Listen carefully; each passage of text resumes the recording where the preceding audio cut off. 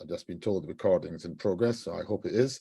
And who is at the Eskenazi Museum in Indiana, and which is in Middle America, but geographically, but in terms of scholarship is right bang at the top of the tree. And we're really genuinely honored to have Jenny speak to us this evening. She spoke last week in the most engaging manner, and for sure, all of us who thought we knew something about the subject learned a great deal. And this evening's will be even more interesting because the subject is exiled artists and the politics of immigration in wartime America. And wartime America, essentially during World War II, was New York as the center of activity.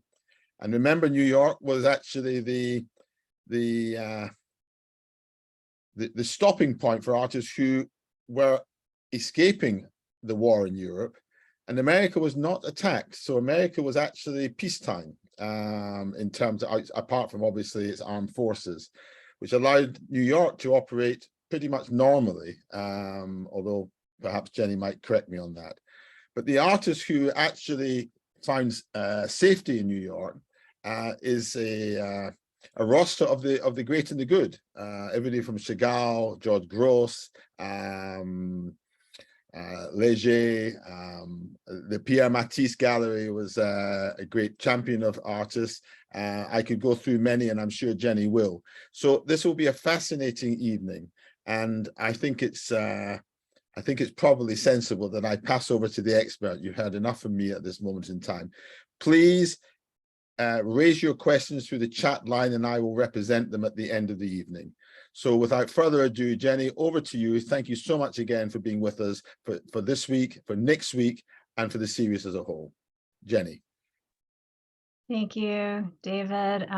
It's really a pleasure to join you all again this week. I know it has certainly been quite a momentous week since we last convened. And I think it's appropriate that the subject of my talk this evening is about politics. David did mention that there's a long roster of immigrant artists who came to the United States during World War II. I'm actually going to focus in on 3 of them tonight, so we can learn about the lives of a few selected people in a little bit more depth. So let me go ahead and screen share.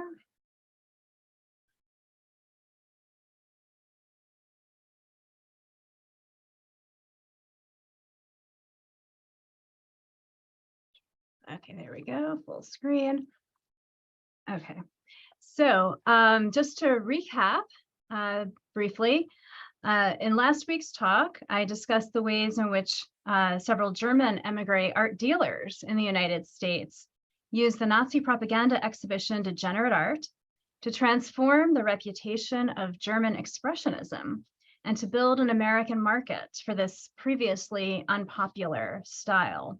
And again, part of the reason for the success of that strategy was the fact that those art dealers had access to significant paintings and sculptures that the Nazis had recently removed from Germany's state-administered art museums, subsequently releasing them to the international art market. And in several cases, simply the names of the artists who had been targeted as, quote, degenerate sufficed to help establish this new market. As far as the objects themselves, for the most part, their arrival in the United States was greeted with great enthusiasm by the American press. I think I touched on that last week in the Q&A. So to get into that a little bit more specifically, the Museum of Modern Art's acquisition of 5 works, formerly in major German museum collections in 1939, was accompanied with newspaper headlines such as New York, exiled Europeans, and condemned art finds refuge. One of the works, a sculpture by Wilhelm Lembruck, we see it here, was reproduced on the cover of the Arts Digest with a caption, it's down in the lower corner here. The caption reads, "Exiled by Hitler, bought by Modern Museum." And in 1942, The New York Times art critic Edward Alden Jewell likened such works of art to political exiles, stating that, quote, "We may indeed take pride in the acknowledgement that these German artists and their work are welcome here," unquote. So reading these headlines and statements, one might wonder whether the exiles in question were actually people. In fact, for all the good intentions behind the publicity given to the American brace of so-called degenerate art, such rhetoric ignored the reality that the people suffering persecution in Europe faced incredible challenges in their quest to emigrate. Thus, an editorial in the Boston Transcript, also in 1939, cautioned against this rhetorical conflation of human exiles with the sensation of exiled art, reminding readers that the exiles from the picture galleries find easy refuge, but human refugees must have passports. Immigration difficulties notwithstanding, an unprecedented number of artists resettled in the United States during the Nazi era. Among them were such towering figures as Piet Mondrian, Jacques Lipchitz, Marc Chagall, George Grosz, Max Ernst, and Josef and Annie Albers. And several of those artists can be seen in this photograph. Along with these artists, many other cultural, intellectual, and scholarly figures from Europe were granted American visas. Commentators frequently extolled the arrival of these prominent refugees, invoking a trope of America as a haven for the oppressed, as in this 1939 editorial from a Florida newspaper. Quote, "America has given asylum and the free atmosphere of democracy to many exiled artists. When such distinguished philosophers as the great mathematician Einstein and artists of worldwide fame are among the refugees who seek haven in America, they bring with them a culture that Europe will one day miss and that truly enriches the life of America," unquote. Yet the publicity around the famous refugee artists and intellectuals was in many ways a response to the significant impediments to immigration in place at the time, and which resulted in part from the strong anti-Semitic sentiment prevalent in the United States during the 1930s. Those with the best chances of securing an American visa were those who qualified for assistance from the organizations set up specifically to aid individuals recognized for their artistic, scientific, or political achievements. Perhaps the best known such organization was the Emergency Rescue Committee, which had as its mission the rescue of cultural figures from France. Its agent in Europe, Varian Fry, operated from Marseille in 1940 and 1941, managing to help about 2,000 people, including Max Ernst and Marc Chagall, travel illegally to neutral Portugal, where they could then board ships to the United States. Yet Fry was frustrated by the limited scope of his mission, which prioritized internationally recognized individuals considered likely to enhance the prestige of American culture. In December of 1942, Fry made one of the most urgent calls for a liberalized immigration policy in his article, "The Massacre of the Jews," published in the periodical The New Republic. One of the first detailed reports of the in-progress Holocaust, the article provided a shocking account of the enormous scale, calculated coordination, and brutal methods of the ongoing extermination of Europe's Jews. In a recent essay on Varian Fry, the American author Dara Horn comments on the elephant always lurking in the room when we discuss the rescue of Europe's artists and intellectuals. Fry tried to save the culture of Europe, and for that he should be remembered and praised, she writes. But no one tried to save the culture of Hasidism, for example, with its devotion to ordinary, everyday holiness, or Misnagdism, the opposing religious movement within traditional Eastern European Judaism, whose energy in the years before the war was channeled into the rigorous study of Musar, or ethics.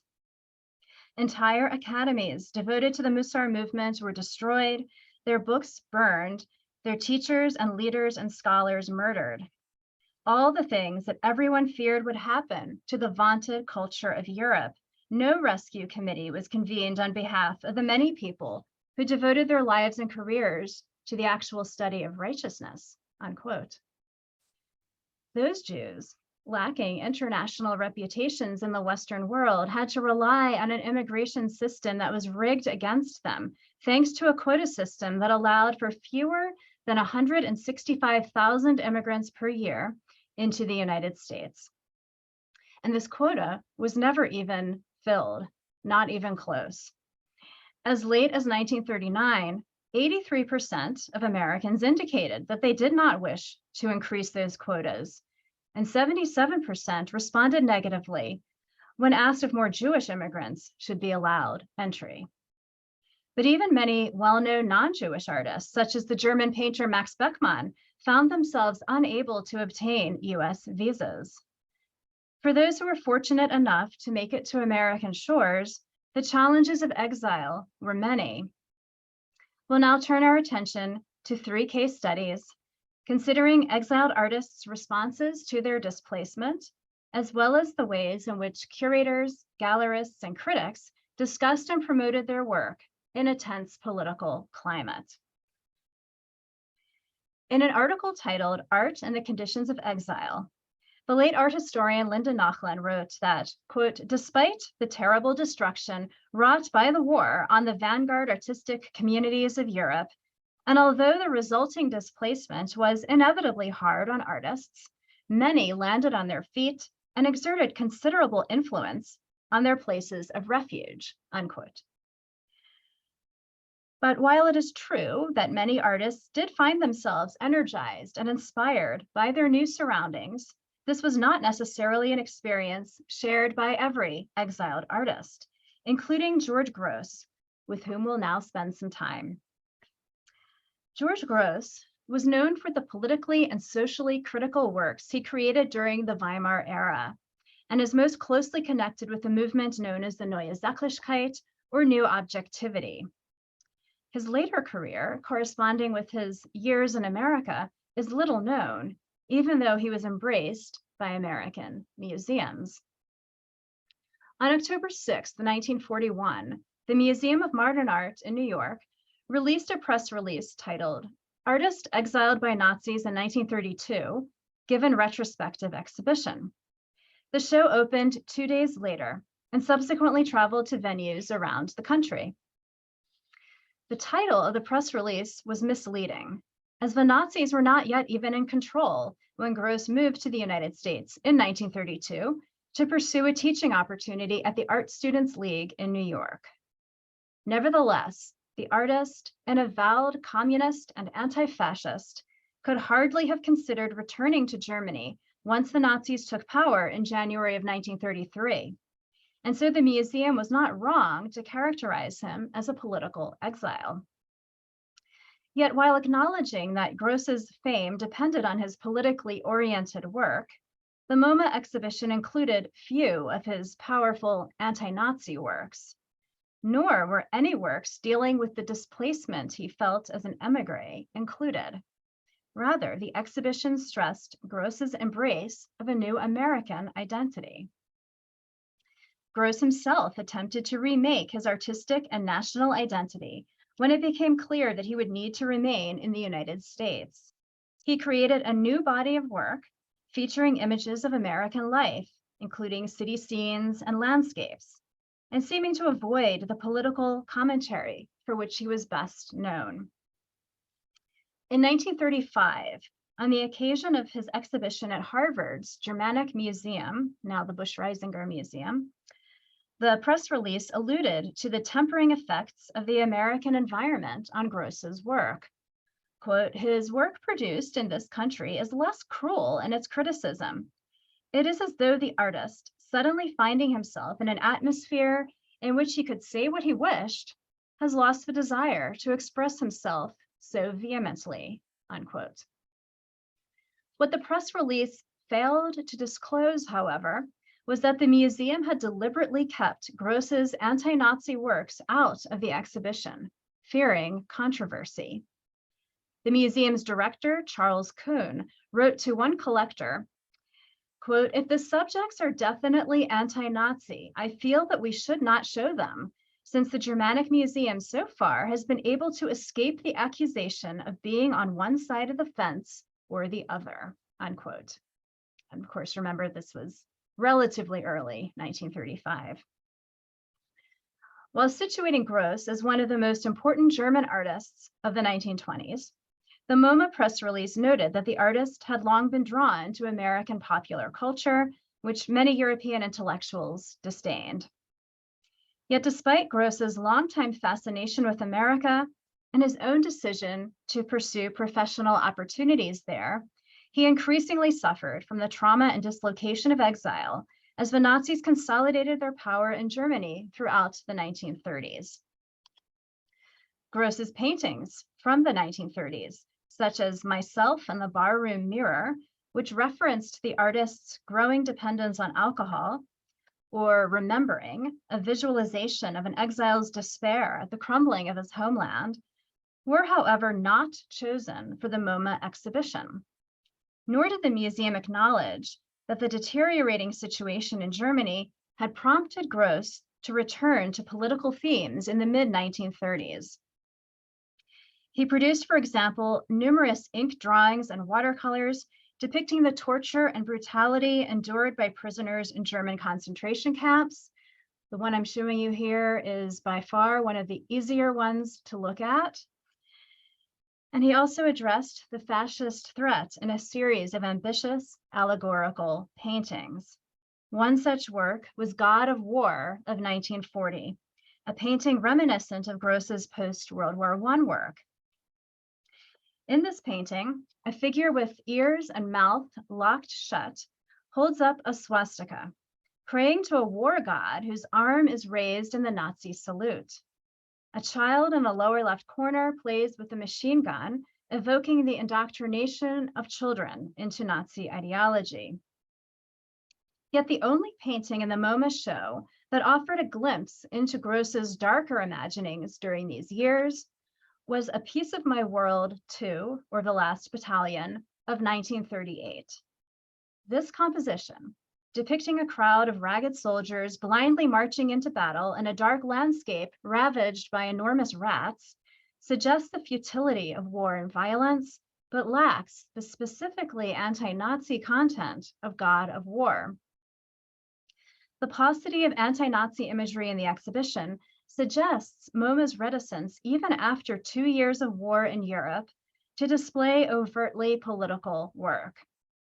Moreover, displaying paintings that revealed Gross's psychological distress and exile would have contradicted the positive image that the museum hoped to convey about émigré artists, particularly at a time when MoMA's director, Alfred Barr, was actively engaged in preparing affidavits for visas and soliciting teaching positions for émigrés. At the same time, by presenting an image of Gross as a painter of innocuous New York cityscapes and beach landscapes, MoMA may have sought to refute the Nazis' justifications for condemning him as degenerate. While I've spoken here about the role of MoMA as an institution, its ability in that regard to shape the image of an émigré artist for its American audience, artists themselves also played active roles in constructing the image they wished to present in the United States. The artist Lionel Feininger is a case in point. Feininger's status as an exile was particularly complex. As a native-born American, he would likely have rejected being classified as an exile. Yet I include him as a case study here because he spent 50 years living in Germany, returning to the United States only following the staging of the Degenerate Art exhibition, in which several of his works were included. Feininger had traveled initially to Germany in 1887 at the age of 16 to study music, later turning his attention to the visual arts and becoming associated with the circle of the Blaue Reiter in Munich, His unique style blends elements of Cubism, Expressionism, Futurism, and even comic book popular styles such as comic books. And he exhibited frequently in the Berlin Gallery of Herwart Walden, the most important promoter of German Expressionism and other European avant-garde styles in the World War I era. He later joined the Novembergruppe, a revolutionary artist group that sought greater participation in the social and political reforms occurring in Germany in the wake of the First World War. In 1919, Feininger also began his long association with the Bauhaus, the avant-garde school of art and design, when he was appointed head of its printmaking workshops. By the late 1920s, he had gained a small amount of recognition in the United States, thanks primarily to the efforts of the German Jewish emigre art dealer Galka Scheier, who promoted his work primarily on the West Coast.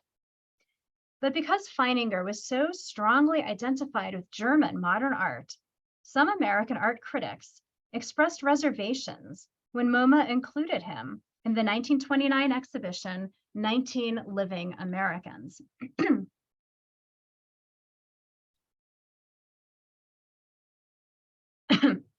When Feininger returned to the United States in 1937, he was deeply concerned that his German associations might lead to his being negatively perceived by American audiences.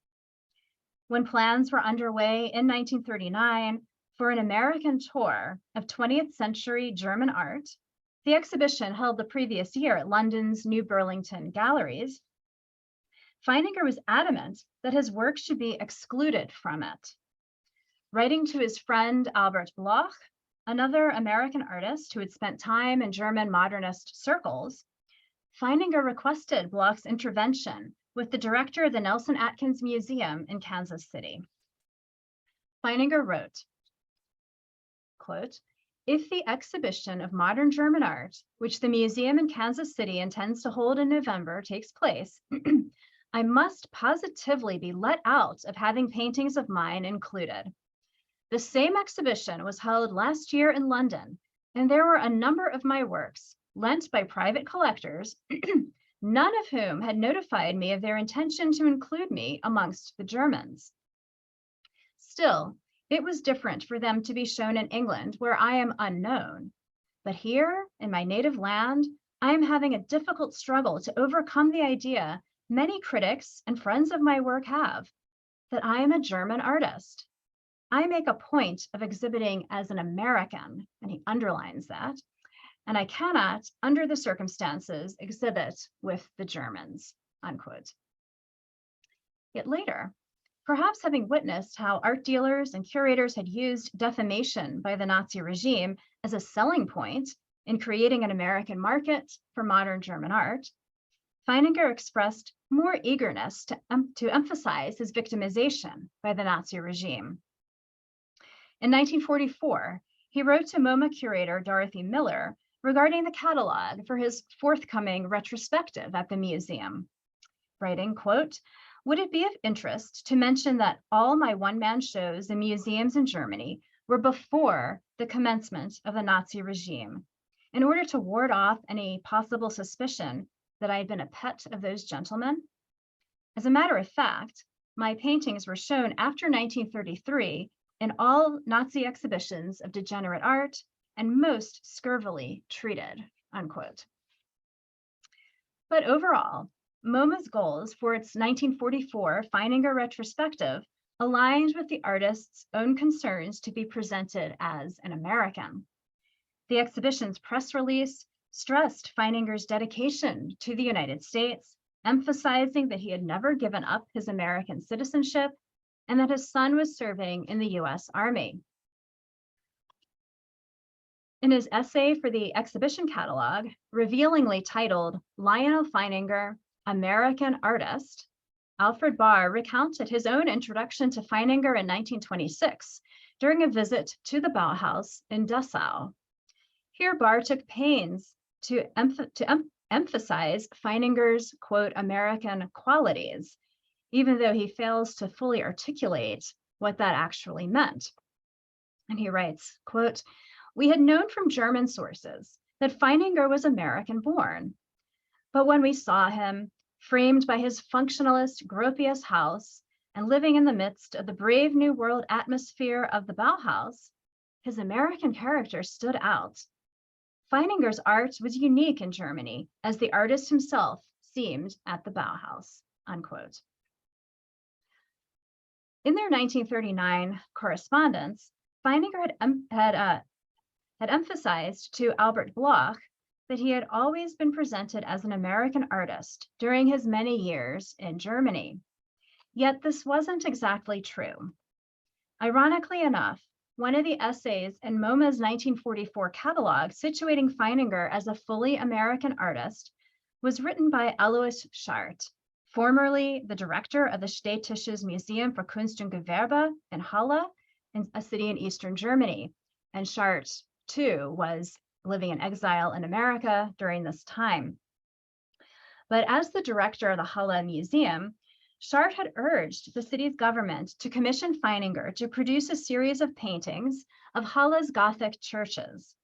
Several of those paintings entered the collection of the museum, where Schardt featured them as intrinsically German artistic expressions. And in July 1933, Schardt became director of the Berlin National Gallery. And in an attempt to create there an acceptable narrative of German art that included modernism, Schardt explicitly utilized Feininger's work. He juxtaposed paintings by Feininger with works by German Romantic artists such as Caspar David Friedrich. Tellingly, however, Schardt's MoMA essay on Feininger made no mention of the artist's interest in German artistic traditions, including Romanticism, or of his centrality within the development of German modernism.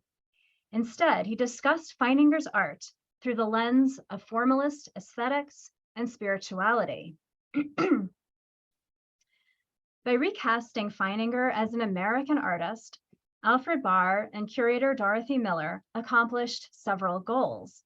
On the one hand, they could use his work to promote a patriotic message that American art, long considered inferior to European art, was in fact on a par with European modernism. This strategy also enabled them to avoid addressing Feininger's sense of cultural dislocation in America. Privately, Feininger had acknowledged to Dorothy Miller that despite the dangers Nazism posed to a modernist artist with a Jewish wife, he felt hesitant to move back to the United States, fearing a spiritual death in a country with which he felt little cultural or intellectual affinity. Yet, of course, it would have been far too awkward for MoMA or for Feininger to publicly acknowledge that an American-born artist could face difficulties assimilating back into American culture. For if that were the case, how much more difficult must it have been for the foreign-born emigres, those who were additionally faced with anti-immigrant rhetoric all around them.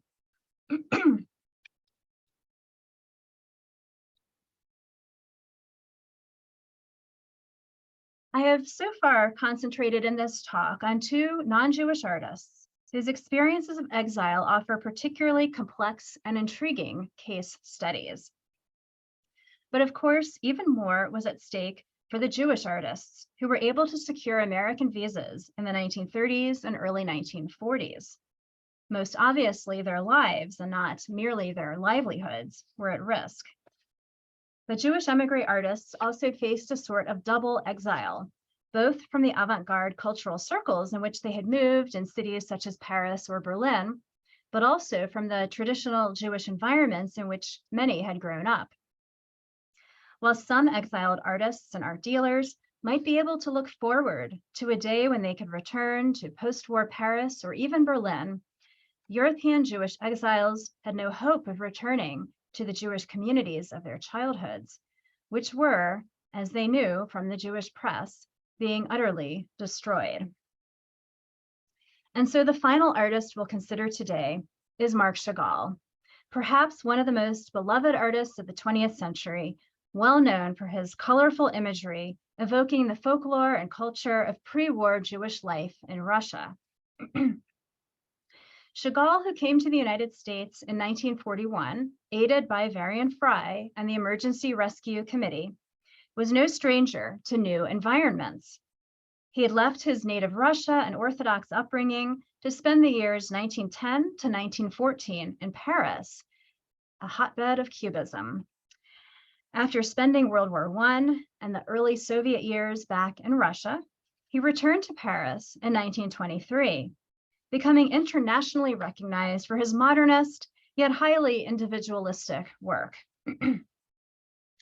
Chagall eventually obtained French citizenship in 1937, a short-lived victory, since by 1940, France had revoked citizenship from Jews. But leaving France, despite the intensifying dangers, was not an easy decision. And while Chagall recognized how fortunate he was to be granted this opportunity, he never felt at ease in the United States.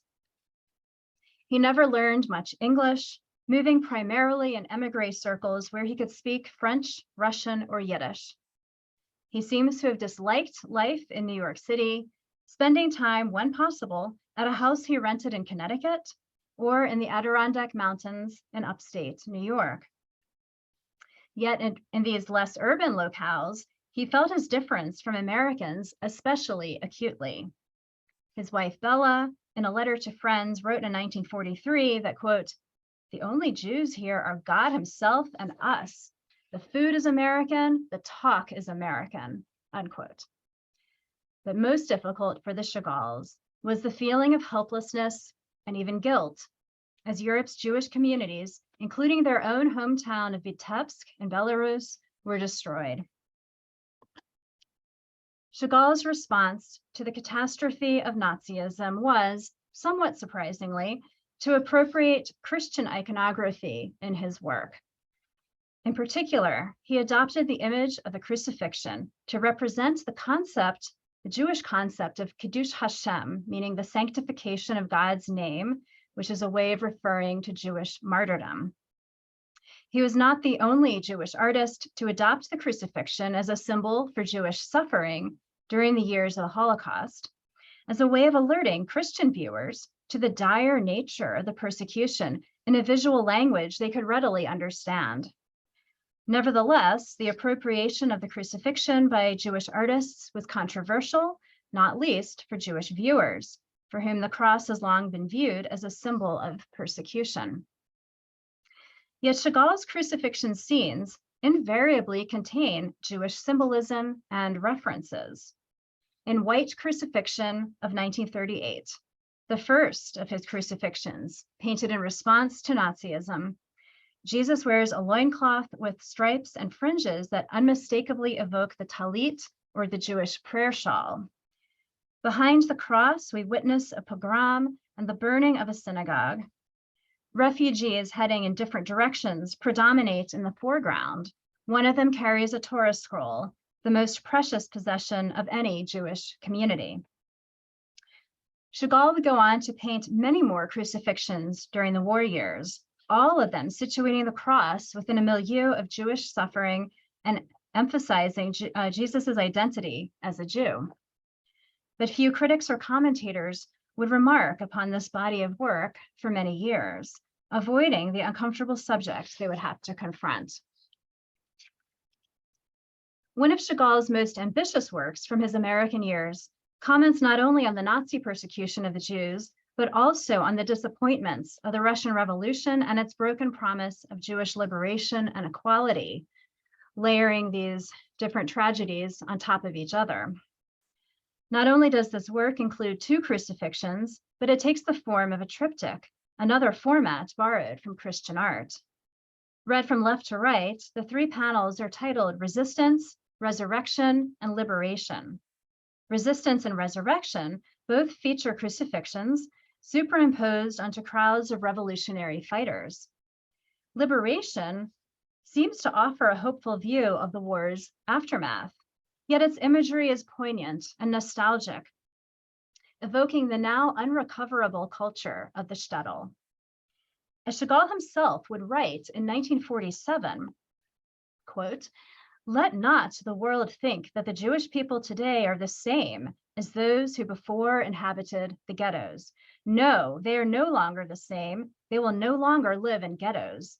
Youth is a flame, and the fire of the crematoriums is baking this flame hotter and stronger," unquote. Chagall wrote those strong words for the periodical Jewish Life the year following his retrospective at the Museum of Modern Art. As with Gross and Feininger, the exhibition presented a particular perspective on the artist. Although the exhibition contained works produced in response to Nazism and the Holocaust, including White Crucifixion, as we can see here, the museum sought primarily to frame Chagall's oeuvre within the context of international modernism. In the catalog, curator James Johnson Sweeney presented what seems like a deliberately decontextualized, even sanitized reading of the work. While the predominantly Jewish themes of Chagall's work meant that Sweeney could hardly avoid mentioning the Jewish milieu in which the artist had been raised, he spent little time discussing the content of Chagall's work, focusing instead on its formal qualities. Was this choice due simply to the formalist priorities of art criticism in the mid-20th century? Or was it perhaps also a response to the museum's concerns about anti-Semitism, concerns that evidently led them to postpone this retrospective until a year after the conclusion of World War II? In light of MoMA's agenda with the Gross and Feininger exhibitions, it isn't surprising that the Chagall retrospective likewise ignored his difficulties in exile or even his reactions to the Holocaust. The closest that Sweeney ventured to this subject in the exhibition catalog was in reference to White Crucifixion and to the 1933 painting Solitude, in which a Jew draped in a talit and holding a Torah sits outside a Russian town in a pose classically associated with melancholy. With a painting such as Solitude, wrote Sweeney, an air of spiritual foreboding begins to appear in Chagall's work, as if something in him were sensitive to developments which on all sides were preparing the way for the tragedy still 6 years off. From Solitude, these forebodings of evil or warnings of impending disaster take a more dramatic turn in Crucifixion of 1938, unquote. Today, of course, we recognize that none of these artists' oeuvres, or indeed the entire trajectory of modernist art, can be fully appreciated without understanding the significant role that experiences of exile and displacement have played within our history and culture. But we must also acknowledge that many artists lacked the resources or connections to escape Nazi-occupied Europe. Artists such as Charlotte Salomon, Felix Nussbaum, and Otto Freundlich, whose lives and careers were cut short, thanks in part to the harsh politics of immigration in the World War II era. Thank you. I'm happy to take some questions.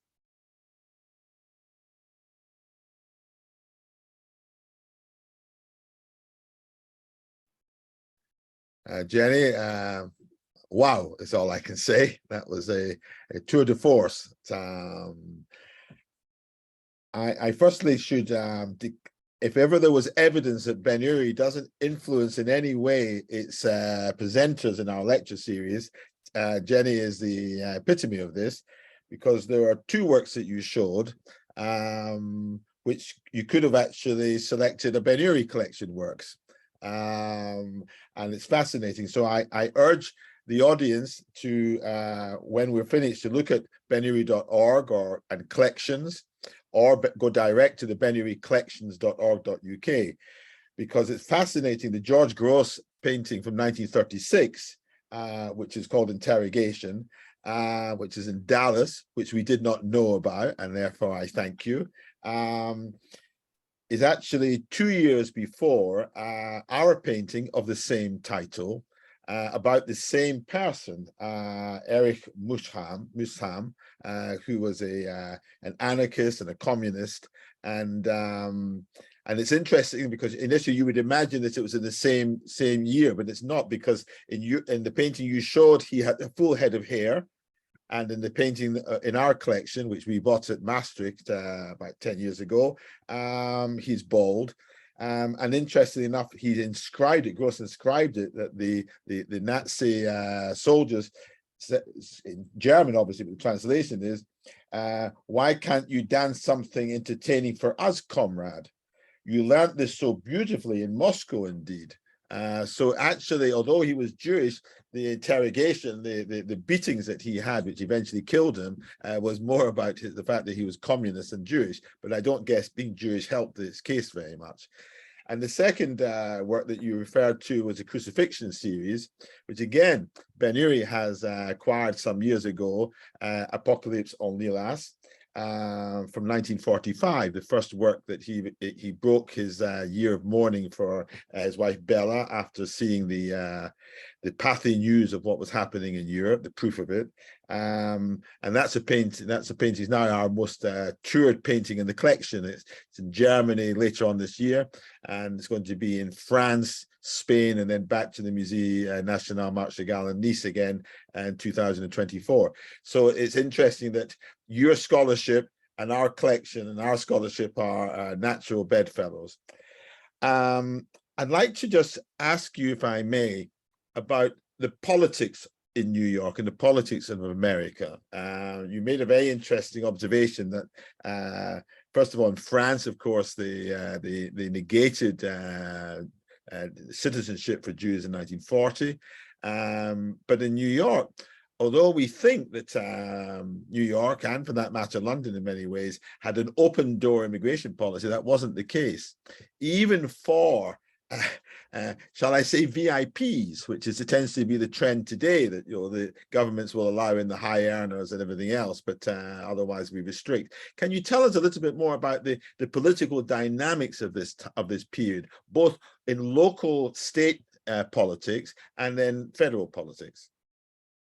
Yeah, America definitely did not have an open door immigration policy. So just to give you a little bit of historical context for that, please. There was more or less an open door policy in the late 19th and into the early 20th century, when millions of European immigrants arrived in this country. Well, I should say an open door for European immigrants, because immigration from Asia was completely prohibited in the United States. And even later, when people from East Asia could arrive in this country, they could not obtain citizenship until, I think it was maybe not even until well, I won't say the year because I'm a little fuzzy in that, but there was a Japanese artist named Yasuo Kuniyoshi came to the United States, was very successful as a modern artist. He died in 1953, and he was never able to become an American citizen. So, okay, that digression. But in 1924, these immigration quotas were put into place. There was a different quota for different countries. Northern and Western European countries were prioritized. It was, very clearly meant to prevent more Jewish immigrants and immigrants from Southern Europe and elsewhere to continue to arrive in the U.S. So those quotas, as I mentioned, there was some discussion about whether or not to loosen those quotas after the Nazis came to power in 1933, and American embassies abroad were receiving many, many visa applications. But the statistics that I cited really showed the public opinion in this country was against the concept of allowing in more immigrants. Those statistics came from surveys that were done by Fortune magazine in the late 30s. And the commentary that the editors of this magazine provided at the time actually showed that they were rather taken aback by the responses that they received. A lot of the arguments against immigration were the same as what we hear today. Oh, they'll take our jobs. that kind of thing. They'll bring ideas we don't like, but anti-Semitism was absolutely on the rise at this time. There was an American Nazi party that held marches in New York, I think in 38, 39. So this was certainly, there was a, this tense quality in the air. I'm not sure how to differentiate so much between the local and the national scale that you asked about, but just to let you know that even New York City, which is considered a more open-minded place, was still the site of these fascist activities, public activities.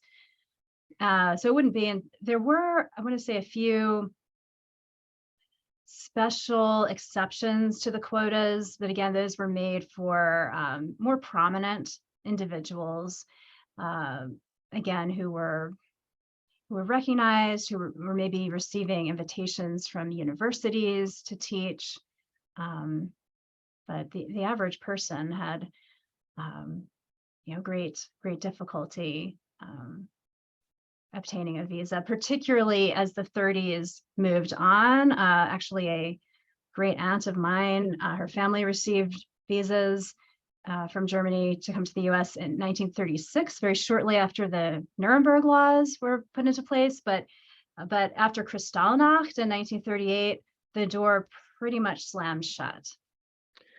Can I follow on in this subject, because I find it fascinating. I mean, because we sort of, we know artists by their work, by the oeuvre, and that's absolutely right. But I think it's on the academic side wants to sort of delve deeper and look at the political background and context. In this country, when we went to war, as Churchill once said, or didn't once say, he said it, round them up. In other words, all German and Austrian citizens or immigrants to this country were rounded up and interned, and there was no exceptions. It was literally everybody that they could find, and they were just knocked on the door, arrested, and taken away. Now in America, you did the same thing with the Japanese after Pearl Harbor. But it's interesting that you were at war with the Germans, and yet there doesn't seem to be any political response to the German immigrants who were in your country. Or is that not? Am I inaccurate? I do know that some German and Austrian emigres were watched by the FBI. Oh, well, you For had example, Hoover. I mean, sorry. You had Hoover. He was watching everybody. Yeah, including the president. One of the art dealers who came here in the late 30s from Vienna, Otto Kalir, he was Jewish, and someone tried to create a story that he was a Nazi sympathizer, and so the FBI was reading his mail and listening in on his phone calls for a couple of years. That was something I found in interestingly, some declassified documents in our National Archives. So there were things like that were happening, but not obviously not on the same scale and in the same dehumanizing way as what happened to those of Japanese descent, for sure, in this country. But also, I mean, that's for sure. But there was no public concern or disapproval of these German emigre artists actually exhibiting in New York or exhibiting in the United States. It seems to be they seem to be viewed as in a different context, almost quite separate from the war, maybe because they had escaped Nazism and they were considered to be therefore okay. Right. I think, as I mentioned last week, especially these modern artists, were creating work that it was well known that the work was being defamed, and so the work actually, and then the artists would be identified as anti-fascists through, didn't always turn out necessarily be the case, but that was the idea at the time. sorry, I just lost my train of No, thought. it's all right. But I mean, I just think it's a fascinating reflection of the time, that that the artists seem to be officially, if you like, restricted, but Yeah. unofficially when they are welcomed and you're recognized. And I remember what I wanted to say too, which was there was a lot of anti-German propaganda in the US during World War I. And then some of that propaganda was later revealed to have been really based on false presumptions and had been invented. Fake news? Sorry? Fake news? Yeah, fake news. And I think that that led to a sort of air of caution about doing that again to people just because they had come from Germany. And what was the maybe you could just help us to understand what was the actual criteria that was required by frankly anybody to get in at that stage? I think one of the primary factors was showing that you would not be a quote public burden, i.e. you wouldn't be a financial drain on the state in any way. So people needed usually some kind of a sponsor, whether that was one of these organizations like the Emergency Rescue Committee or a university offering a position, or a family member who could say, I will be financially responsible for this person. So that sort of documentation was very important, probably the number one factor. Nothing changes very much. So. No. Let me ask you a different question, if I may, before we bring this wonderful evening to a close. There were many Jewish artists who contributed to the aesthetics of film who were emigres. Do you have any? Is that an area of your study? Well, I'm aware of that, but it's not specifically an area of my own study. But I think that there are publications that we could look up to learn more about that. But it is absolutely true. Well, I know that Jane Milosh has answered the question for us on that. So can I thank you immensely for this evening? It really has been, as was last week, absolutely gripping. And to recommend to everybody to please share these experiences with your friends and colleagues. We're very happy for anybody who wants to purchase a ticket to then make sure that they get, and they can't join us at this time, particularly in North America, then we're very happy to send them a link of the recording as soon as we get it, so nobody can miss it. Next week will be, again, totally fascinating. It's about Paul Rosenberg, who was Picasso's dealer. Can't wait, if I can put it that way. I think it's really so much to hear and to learn about Rosenberg, and of course his relationship with Picasso during this fascinating period. So thank you again, Jenny. I think on behalf of everybody, a huge round of applause, and we look forward to welcoming everybody next Wednesday night, same time, same place, benary.org, and we wish you well and stay safe. Thank you. Thank you all. Thank you, David. Thank you.